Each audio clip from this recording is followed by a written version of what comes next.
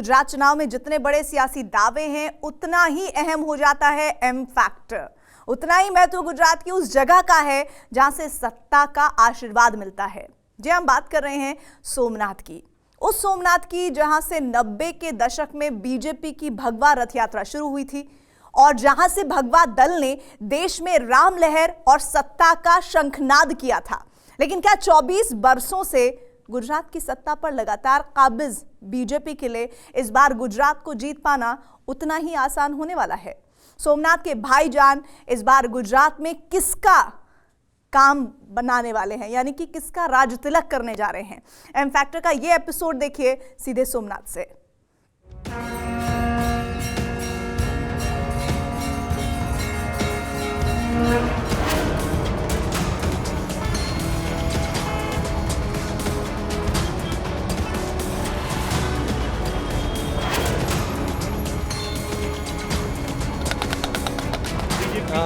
मुस्लिम जीतेगा नहीं। मुस्लिम के जो वोट है वो भी ये बार मुस्लिम के वोट भी बीजेपी को मिलेंगे। 5000 से जीतेंगे। 5000 से बीजेपी जीतेगी। हाँ, केजरीवाल सरकार ने एजुकेशन में बहुत अच्छा काम किया हुआ है। केजरीवाल को और ओवैसी को कोई एक्सेप्ट नहीं करेगा पूरे गुजरात में। मुसलमानों को बीजेपी के साथ जाने से मुसलमान का फायदा है, मुसलमान का विकास भी है। भूमंडल पर भारत के पश्चिमी तट पर एक ऐसा नगर है जिसने राजनीति और धर्म के हर बदलते दौर को अपनी आंखों से देखा है। हिंदू गौरव और प्राचीन इतिहास का प्रतीक ये वो शहर है जिसने अपने सीने पर 17 हमलों के घाव सहे हैं, जहां विश्व प्रसिद्ध सोमनाथ मंदिर की भव्यता ने विदेशी हमलावरों की आंखों को चौंधिया दिया था।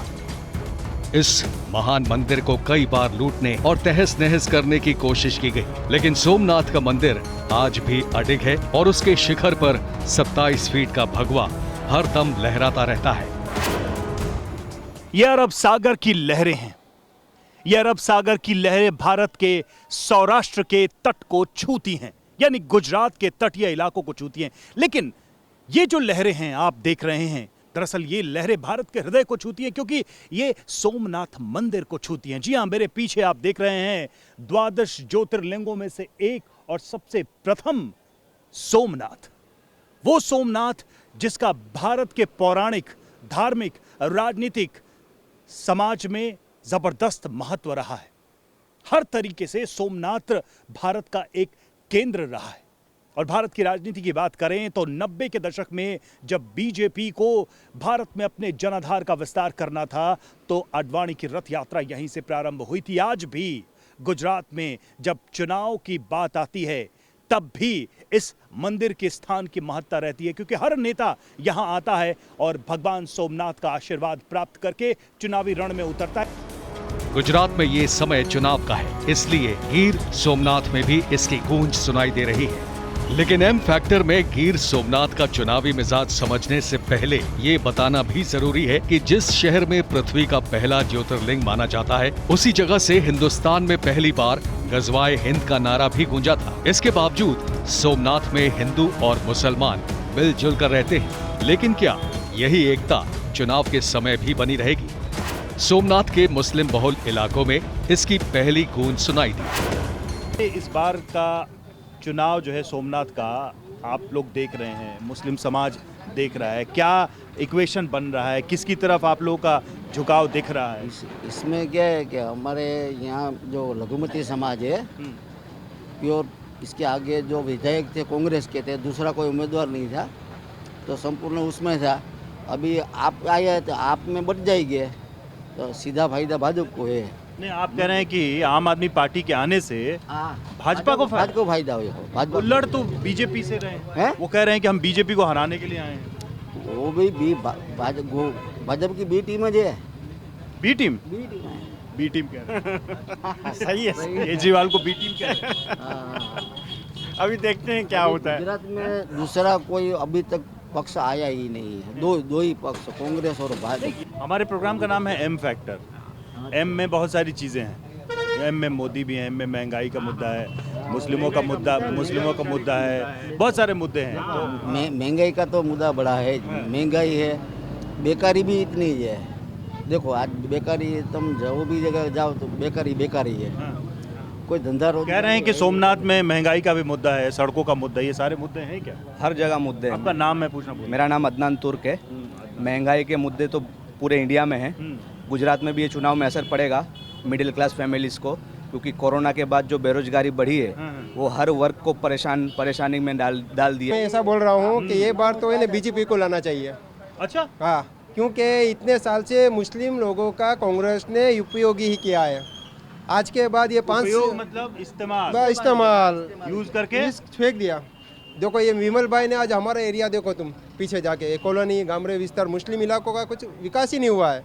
ये एकदम अलग बात आप कह रहे हैं। बीजेपी की सरकार आएगी, बीजेपी का एमएलए आएगा तो ही विकास होगा, बाकी नहीं होगा। बीजेपी ने मुस्लिम जीतेगा। हाँ, जीतेगा नहीं। मुस्लिम के जो वोट है बैक, वो भी अभी ये बार मुस्लिम के वोट भी बीजेपी को मिलेंगे।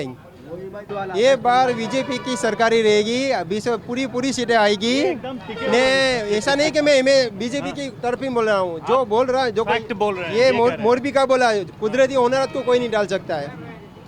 बराबर, कुदरती होनारत को कोई नहीं डाल सकता है। कांग्रेस के कुछ आने वाला ही नहीं है, ना आम आदमी आने वाले। ऐसा क्यों बोल रहे हैं? क्योंकि कांग्रेस का कुछ है ही नहीं। देखो इन्हें 5 साल का एमएलए एरिया हमारे एरिया का कुछ देखा भी नहीं किया है। पहली बात, ये चुनाव मुख्यमंत्री का है, ना ही प्रधानमंत्री सबसे का। बड़ा चेहरा राहुल गांधी ही माना जाता है। भाजपा के पास कौन है? भाजपा के पास बहुत लोग हैं।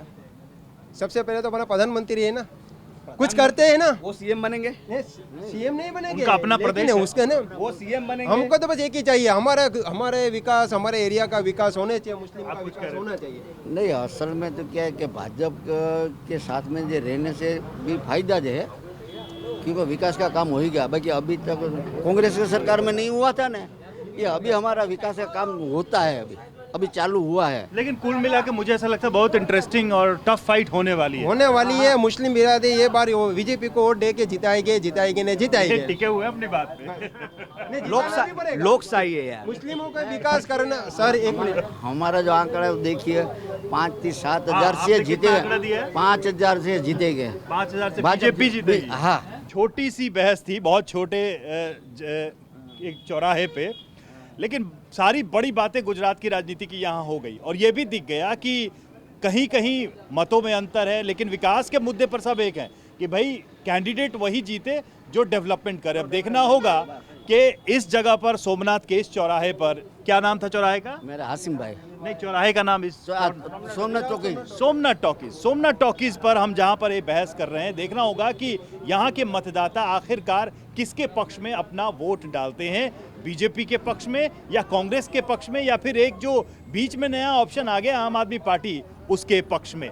चलिए, यात्रा जारी है एम फैक्टर की, देखते हैं कि सोमनाथ में और कौन कौन से एम फैक्टर इस बार काम करते नजर आ रहे हैं। विकास एक ऐसा मुद्दा है जिसके नाम पर सभी जातियां और सभी मजहब एक हो जाते हैं। कुछ विरोधी सुरों के बावजूद भी विकास के मुद्दे पर सभी सुर मिल जाते हैं। गिर सोमनाथ में सोमनाथ टॉकीज के पास इस इलाके के मुसलमानों की राय हमें बटी हुई दिखी। कुछ भाईजान ने कहा कि यहाँ इस बार लड़ाई बहुत भीषण है। हालांकि इसके बावजूद कुछ मुस्लिम वोटर्स ने बीजेपी की जीत के दावे किए। लेकिन क्या दूसरे मुस्लिम मतदाताओं के मन में भी यही ख्याल है?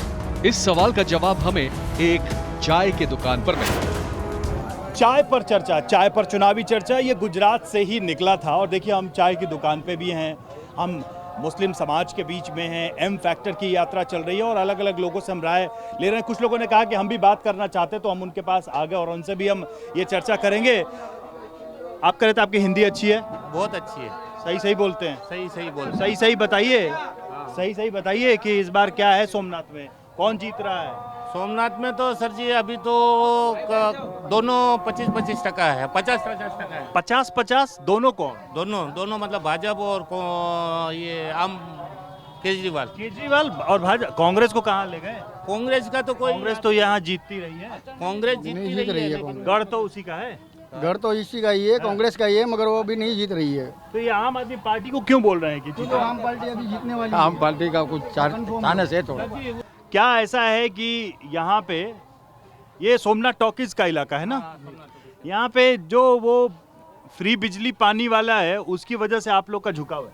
नहीं, बिजली पानी वाला नहीं है सर जी। उसमें क्या है कि विकास तो हुआ है, ये नहीं बोल रहे, लेकिन कोई भी हम लोग पेपर देखिए, कोई भी सरकार आती है नया कोई भी झमेला खड़ा कर देती है। मतलब ये पेपर लेके आओ, वो पेपर लेके आओ, वो पेपर लेके आओ, ठीक है, कागजी कार्रवाई। हाँ कागजी कार्रवाई। दूसरे मतलब कि अगर आपको कुछ लाभ लेना है हाँ किसी स्कीम का तो उसमें पेपर का काम बहुत ज्यादा है, बहुत ज्यादा है, उससे आपको दिक्कत है? दिक्कत नहीं है, फॉर्मेलिटी बढ़ जाती है। उसमें दिक्कत नहीं है। फिर भी हम लोग सारा के सारा सब चीज हम लोग रेडी करके रखते हैं। उसके बाद वो जो भी लाभ लेना है वो चला ही जाता मतलब है। सारा कागज दिखाने के बाद भी दिक्कत है? हाँ वो कैंसिल हो जाता है, कुछ भी नहीं मिलता है। वो सारा पेपर कागज दिखाने का भी बेनिफिट आपको नहीं है? नहीं मिलता है। तो उसका क्या कारण है? क्या कारण यही है। ऑफिसर मैं क्या कहता हूँ कि ये जो अभी की जो सरकार है कुछ काम कर रही है, बीजेपी सरकार हाँ जो काम कर रही है सही काम तो कर रही है, पर काम पूरा नहीं हुआ। अधिकारी जो काम पूरा नहीं कर रहे हैं। तो सरकार से कम नाराजगी अधिकारियों से ज्यादा है और अधिकारी फॉर्मेलिटी सब ज्यादा बढ़ा रहे हैं। अच्छा, ठीक है, और कुछ भी काम ऐसा नहीं कर रही है कि आम पब्लिक को आसानी हो सके। कुछ लोग कह रहे हैं कि आम आदमी पार्टी बी टीम है और वो चाहती है कि कांग्रेस का रास्ता रोक दे, ऐसा है क्या? बी टीम की तरह लड़ रहे हैं, वो कांग्रेस का वोट काटने के लिए? नहीं ऐसा कुछ भी नहीं है। मैंने कांग्रेस के सब लोग कह रहे हैं कि इनका लड़ने का मकसद यही है कि बीजेपी को जिताए। ऐसा कुछ भी नहीं है। केजरीवाल सरकार ने एजुकेशन में बहुत अच्छा काम किया हुआ है। दिल्ली में बराबर है, वो पंजाब में भी किया है। आपका बी टीम नहीं है, ये झूठ बात है। हाँ झूठ बात है। ठीक है, तो देखिए यहाँ पर एक नए विकल्प के बारे में भी लोग सोच रहे हैं। तो अलग अलग बातें हैं। कुछ लोगों का मानना है कि कांग्रेस की जीत सुनिश्चित होगी, दोबारा आएंगे। कुछ लोग ये कह रहे हैं कि चाहे चुनाव जैसे भी हो बीजेपी को जिताना ज़्यादा सही है, वही विकास कर पाएगी। लेकिन एक तीसरी बहस यहाँ पर यह है कि आम आदमी पार्टी को भी मौका दिया जाना चाहिए, क्योंकि यहाँ बैठे लोग कह रहे हैं कि हम तो दोनों से निराश हो चुके हैं, दोनों को अवसर देकर अब एक नए को मौका देने की बारी है। तो एम फैक्टर में हम लगातार लोगों का मन टटोलने की कोशिश कर रहे हैं और खासकर मुस्लिम समाज किस तरीके से इस बार सोमनाथ के चुनाव को, गुजरात के चुनाव को देख रहा है, ये जानने की कोशिश कर रहे हैं।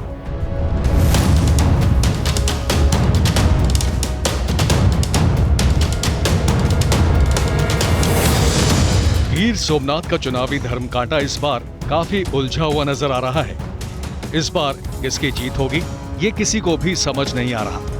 गिर सोमनाथ जिले की 4 विधानसभा सीटों में सभी पर कांग्रेस का कब्जा है। सोमनाथ में एम फैक्टर की पड़ताल में अभी तक हमें जो भी भाईजान मिले उनमें से ज्यादातर लोग कांग्रेस से नाराज दिखाई दिए। सोमनाथ के दूसरे मुस्लिम इलाकों में एम फैक्टर को समझने के लिए आगे बढ़ने से पहले आपको बता दें कि हिंदू आस्था की इस धर्म नगरी में मुस्लिम वोटर्स बड़े गेम चेंजर माने जाते हैं।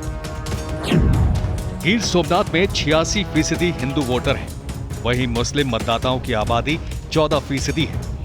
अब सवाल यह है कि इस बार यहाँ के निर्णायक मुस्लिम वोटर्स के दिल में कौन है? क्या नाम है आपका? हनीफ। क्या बना क्या रहे हैं आप? चने के आटे की मिठाई। चने और आटे की मिठाई, मतलब इसमें चना भी है आटा भी है? महाराज चने का आटा की, दाल का आटा, सत्तू, हाँ चने का। अच्छा, लोग निकले हैं चुनाव के लिए, चुनाव पे रिपोर्टिंग कर रहे हैं, वोट देते हैं आप?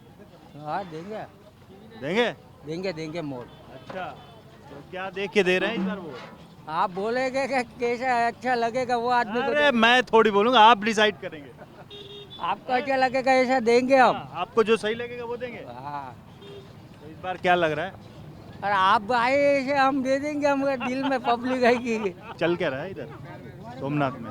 सोमनाथ में तो वो आते हैं, वो धरा कहते हैं सब, वो इसमें डालियो इसमें डालो, जो आ रहा करा हम में डालो। हम डालो। यहाँ सब वैसे सब ठीक है, यहाँ पर शांति है, शांति से काम चल रहा है। डालेंगे, तुम डाल मांगेंगे कब? कहाँ थोड़ी बोलते हैं हम। तो अभी मांगेंगे ना नेता आप लोग? हाँ तो देंगे ना हमें, जी ठीक लगेगा ना, अच्छा मानुस को हम देंगे। जिसको ठीक लगेगा उसी को देंगे। तो कौन ठीक लग रहा है? ये है हमारे विचार नहीं का। अभी विचार नहीं, अभी नहीं, अभी सोच रहे हैं। नहीं अभी सोचेंगे। तो कौन ठीक लगेगा? जैसे हमारा जेम टेम आएगा ना, जब ठीक लगेगा इसको देंगे हम। मतलब कोई कह रहा है कि हम आपको बिजली फ्री देंगे, पानी फ्री देंगे, कोई कह रहा है हम रोड बनाएंगे, कोई कह रहा है हम ये करेंगे। कोई बना नहीं देता, हम काम के खाने का हमारे। अच्छा, हम मजदूरी करके खाते, कोई देता नहीं। अपने मेहनत से खाते? हाँ मेहनत से खाते, कोई देता नहीं है। नेता तो कह रहे हैं हम सब करेंगे, आप लोग। नेता तो सब कहते हैं कि हम आ कर देंगे, कोई नहीं करता। सबका घर साझे करते हैं, हम देखो कमा के करते हैं भैया। तो आपके घर वाले तो बोलते होंगे ना कि इसको वोट दो।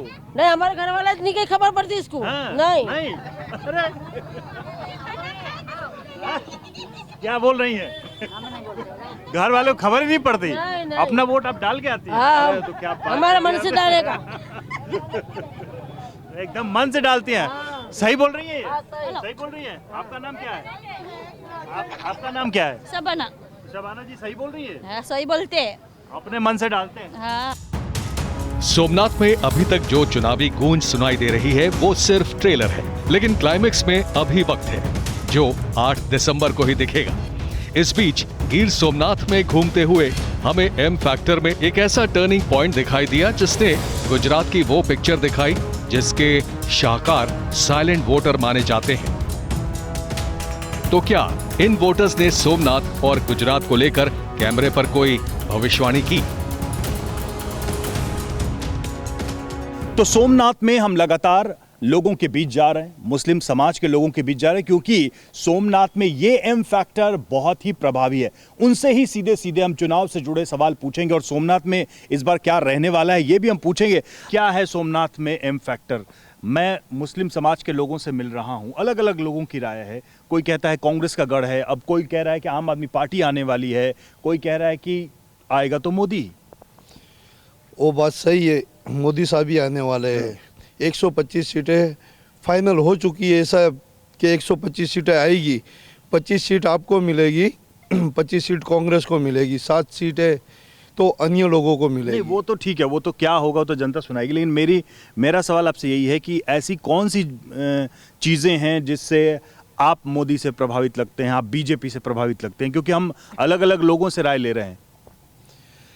हम लोग मोदी साहब से इसके लिए प्रभावित है कि अभी तक जो हो गया उसके बाद में कभी भी दंगा नहीं हुआ है। हम लोग बहुत बड़ा फैक्टर है। हाँ, ये बहुत बड़ा शांति हमारी नज़र में सोमनाथ के लिए ये बहुत बड़ा फैक्टर। 2002 के बाद अभी तक पूरे गुजरात के अंदर कोमवाद नहीं हुआ है और विकास बहुत ज़्यादा हुआ है और उसके साथ में मुस्लिम समाज का बहुत विकास हुआ है, जो कि कांग्रेस में अभी तक मुस्लिम समाज को पछात जैसा ही रखते थे, मतलब कहीं भी विकास नहीं हुआ, कहीं भी। आप ये कह रहे हैं कि मुस्लिम समाज को सिर्फ इस्तेमाल किया गया कांग्रेस की तरफ से? नहीं, कांग्रेस तो मुस्लिमों को इस्तेमाल करता है, लेकिन बीजेपी वालों ने इस्तेमाल नहीं करा है। बीजेपी ने हम लोग वोट नहीं देते फिर भी विकास करा था।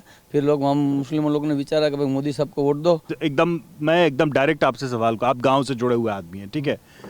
गुजरात में हमेशा ये कहा जाता है कि विकास का मॉडल नहीं है, यहाँ हिंदू मुसलमान की प्रयोगशाला है। आप कैसे मानते हैं? आप अभी हमारे गांव में आइए, गांव दर एक विलेज देखिए, हम मुस्लिम समाज के विलेज में देखिए, यहाँ पीएचसी कैसा है, आंगनवाड़ी केंद्र, स्कूल कैसे है। सही कह रहे हैं, सही कह रहे हैं। बिल्कुल बिल्कुल बिल्कुल, यहाँ बहुत विकास हुआ, बहुत अच्छा काम है सरकार का, बहुत बढ़िया है और यहाँ शांति है। आप क्या कह रहे हैं? आप कुछ कहना चाह रहे हैं? सही है।